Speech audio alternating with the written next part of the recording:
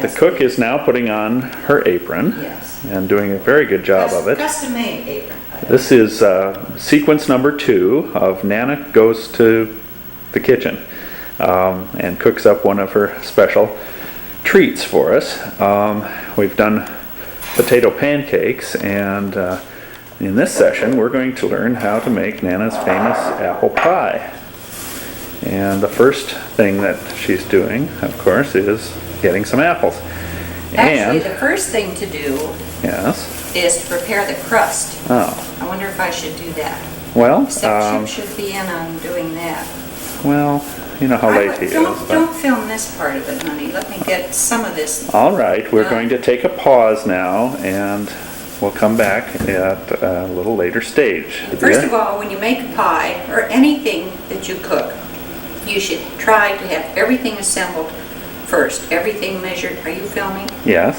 Everything should be measured out, and your bowls, your pans, everything should be right at hand, which makes it much easier and faster to work.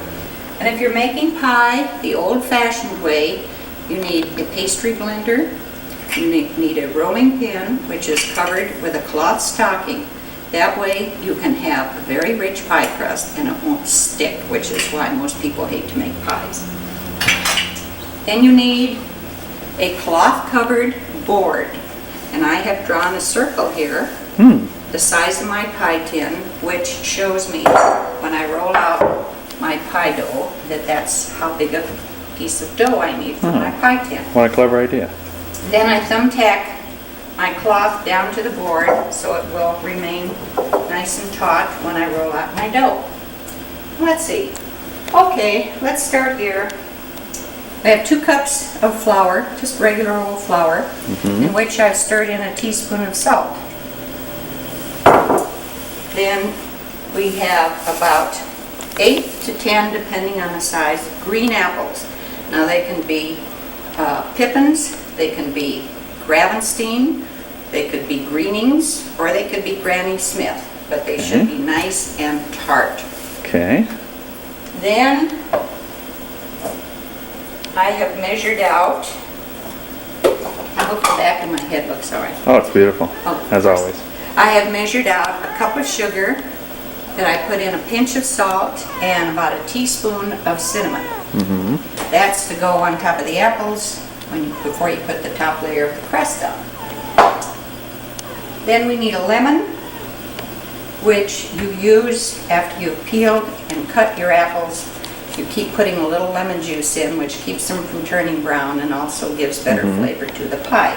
Now I think we should pause. Okay. A secret, when you are measuring your shortening for pie, fill your glass or cup with hot water. And that way, when you put your shortening in and you go to take it out, it comes out very easily.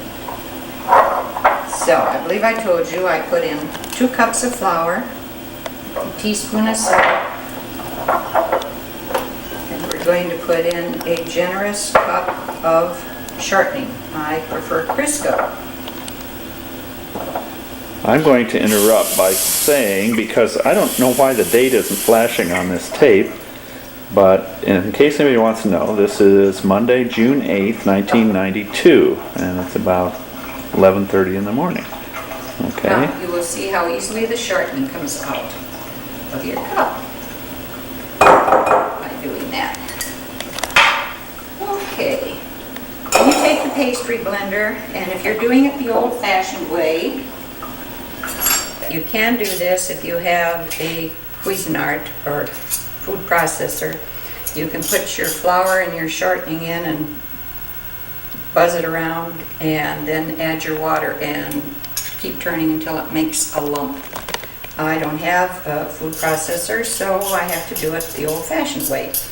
Most recipes tell you that you mix your flour and your shortening until it's the size of a pea. Well, I have found that I use a lot more shortening than most recipes call for, and I keep blending it until it's almost a big ball just by itself. Then I add a small amount of cold water,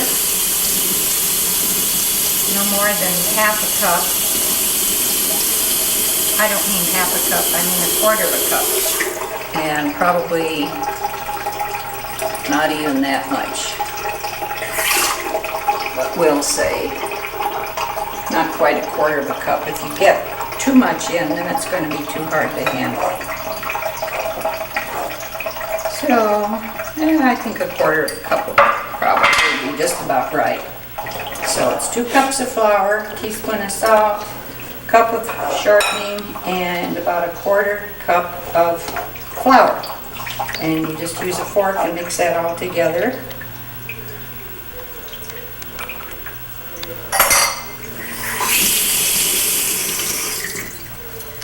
Then you have to flour your board rather generously, pushing some of the excess off to the sides. And you take a little more than half the dough, and your hands are floured, to make your bottom crust, which has to be, of course, a little bit larger than your top crust. I got that pretty wet. It'll be fun to handle.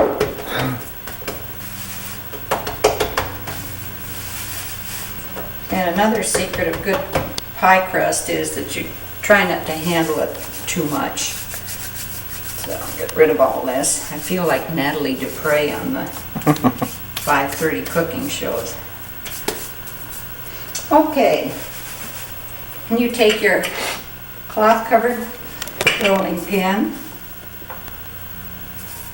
a little more flour rubbed into that, and this way, as I said, you can have a nice short pie crust.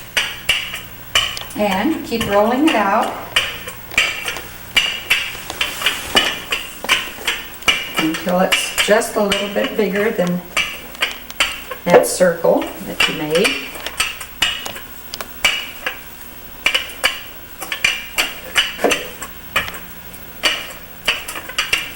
Now comes the tricky part. Put your pie tin close by. Take your crust, roll it over your pie tin, and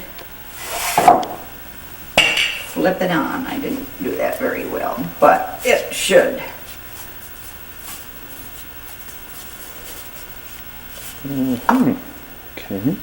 Then you have to make sure that there are no cracks in the crust, or your juice will leak through and your bottom crust will get all yucky, soggy. Now, as you can see, I have to do a little patching here because there isn't quite enough to fold up over.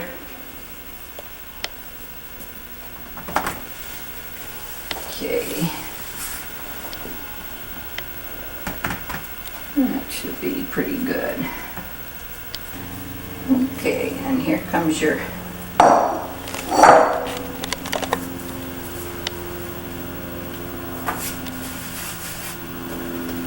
really put a lot of water in that this time.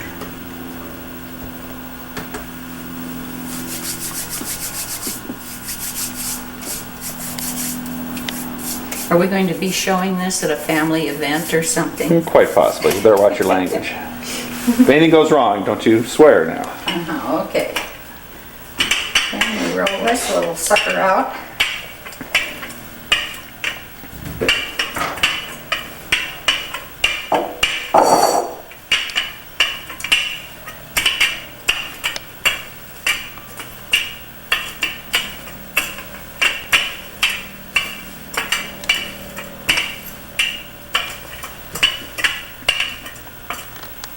And I would say the thickness on that is, oh, I don't know, 1/8 of an inch, maybe, or a little bit less. Okay, then you just let that sit for a while, then you get started on your apple. Okay, you take your apple, you cut it in quarters, then very carefully you take out the core, because if you leave core in, it's horrible to accidentally leave it in I agree. and then bite down on a piece of that core. So you can peel it two ways. You have a nice sharp knife, which every chef should have. Take off any little brown spots. If they're small apples, cut each quarter in half. If they're big apples, cut each quarter in about thirds. Then there's another way, whichever is faster for you. If you want to peel your apples this way and then quarter them, you can do that. To me, it's when they're small like this, it's easier, I think, to just quarter them, do them by hand.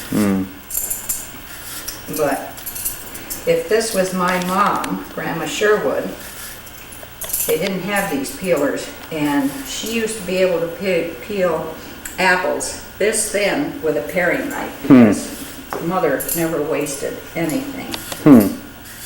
So, okay, here we have that. And then as you see, you still have to quarter.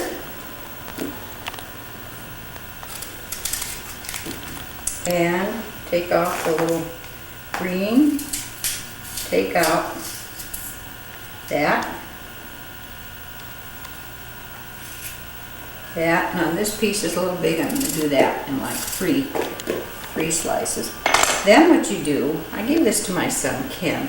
He never used it, but all good chefs do this when they just want to ream a little lemon juice out. And you toss those in the juice, and that lemon juice not only flavors, as I said before, but keeps them from turning brown. Turning brown doesn't hurt the taste or anything, it's just they don't look very appealing.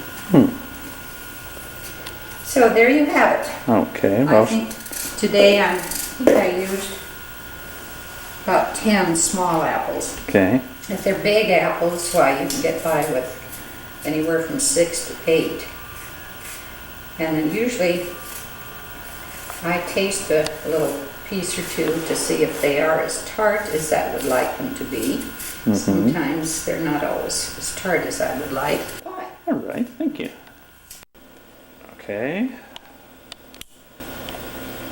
Oh, I just have something to throw in. I hope I've remembered to keep my stomach in all the while I've been doing this. Oh, I'm sure. We'll edit out the bad parts. Can you edit it out? Well, we could try. But... Okay, here are your apples that have been, see how nice they're not brown or anything because it's the lemon juice. The lemon juice. Okay, then you pour these into your pie. Rather carefully so you don't break the bottom crust.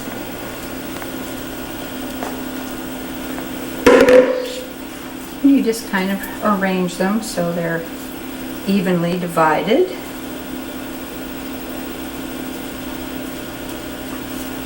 That look nice? Oh, and I have turned the oven on. You preheat your oven to 450 degrees. Okay. And I put a piece of foil underneath the pan so the juice does not run out into your oven. Good for you. Yes. Oh, okay. Then you sprinkle your cinnamon sugar mix. Now, did you say how much of each we had? Cup of sugar and a teaspoon of cinnamon and just a pinch of salt. Okay. Combination of the salt and the lemon juice is what gives it a nice flavor. Okay, you do that. You take your old rolling pin. Hopefully this comes out fairly well. Quite enough flour under there. This is sometimes tricky. It doesn't always work too well. It came out pretty good. I think it worked pretty good to me.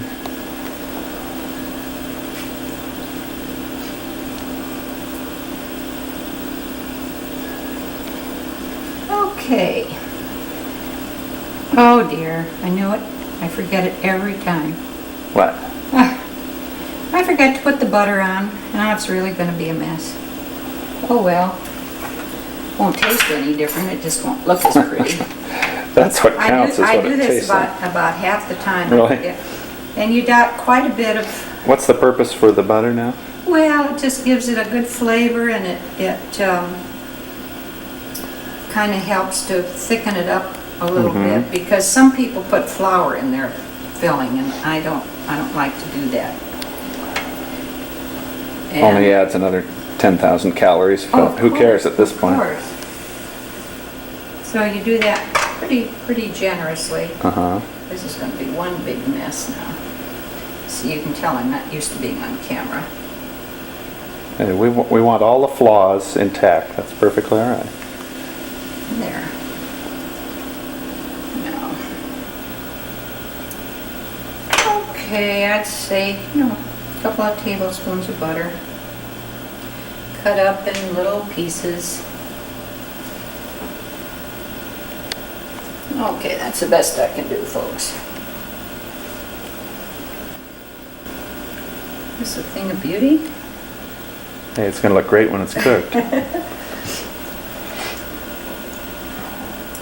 Doesn't change the recipe, just Right. got that homey touch. If this were picture perfect, it wouldn't taste as good. Oh, I know that.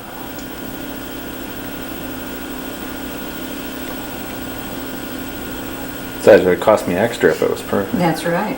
Okay, now when you get the edges sealed, and fold them in on the pie a little bit, and I take a fork just to make it look a little better. Just kind of go around the edge.